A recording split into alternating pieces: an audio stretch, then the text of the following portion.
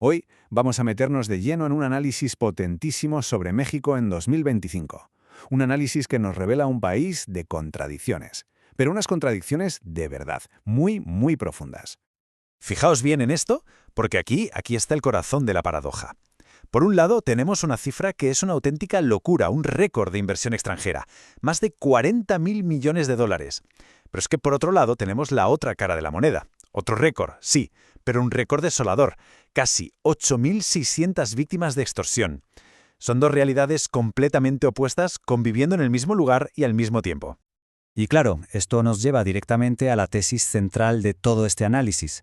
La idea de que México no avanza de forma uniforme, sino que se está partiendo, se está desgarrando en dos velocidades totalmente distintas. Y es que este gráfico, habla por sí solo, ¿verdad? Mirad qué diferencia. La inversión que llega de fuera va como un cohete, creciendo un 14,5%. Pero la economía de dentro, la del día a día, esa apenas se mueve, un 0,37%. O sea, es que una va a toda velocidad y la otra, pues, está prácticamente parada. El gran problema, o el reto, a la hora de analizar esto, es que toda la información que tenemos, que es muy buena, se suele presentar por separado, como en compartimentos estancos. Datos de economía por aquí, datos de seguridad por allá y los de desarrollo social en otro cajón. Así es muy difícil ver la foto completa. Así que la gran pregunta que vamos a intentar responder es precisamente esa. ¿Cómo podemos conectar todos estos puntos para que nos cuenten una sola historia, una historia coherente? Bueno, pues ese es nuestro objetivo aquí. Vamos con la primera clave para entender este rompecabezas. Lo que tenemos que hacer es precisamente conectar esos datos, tejer un hilo que los una a todos y les dé sentido. Y para empezar a tejer, fijémonos en este dato, que es muy preocupante. La inversión de los propios empresarios mexicanos está cayendo un 6,7% cada año. La confianza dentro del país, pues se está viniendo abajo. Y aquí es donde todo encaja. A ver, esta caída no es una cifra fría, no es un dato macroeconómico abstracto. No, es el resultado directo de ese récord de extorsiones que acabamos de ver. El miedo, simple y llanamente, está paralizando la inversión local. Así es como conectamos los puntos. El problema de seguridad golpea de lleno, pero de lleno, al problema económico. Lo que estamos presenciando, según los analistas, es una especie de mutación de la violencia. Ojo, que no es que el crimen esté bajando, es que está cambiando de forma. Se está pasando de la violencia más visible, como pueden ser los homicidios, a formas de control que son más silenciosas pero mucho más rentables, como la extorsión sistemática. Bien, vamos ahora a la segunda clave, porque no es suficiente con describir lo que pasa ahora. Hay que intentar ver hacia dónde va todo esto. Y lo que se ve es una trayectoria de choque, de colisión entre esas dos realidades.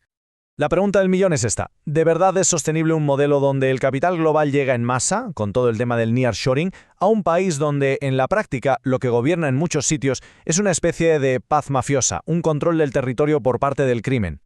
Lo interesante de esto es ver cómo va escalando, cómo va creciendo el modelo. No se queda en la tienda de la esquina. Empieza ahí, con el pequeño comercio. Pero luego pasa a controlar cadenas de suministros enteras. El siguiente paso lógico, claro, es aplicar este impuesto a los grandes parques industriales del nearshoring. La amenaza para la gran inversión es cada vez más directa y real. Por lo tanto, y esto es muy importante, el principal riesgo para invertir en México ya no es la típica inestabilidad política que podríamos pensar. Es algo diferente, algo más profundo. La consolidación de un poder paralelo, un paraestado criminal que tiene su propia capacidad para recaudar impuestos. Y con esto llegamos a la tercera clave, que para mí es quizás la más reveladora. Vamos a darle la vuelta a la tortilla y a plantear la crisis social no como una consecuencia de todo esto, sino como la causa fundamental de la paradoja económica.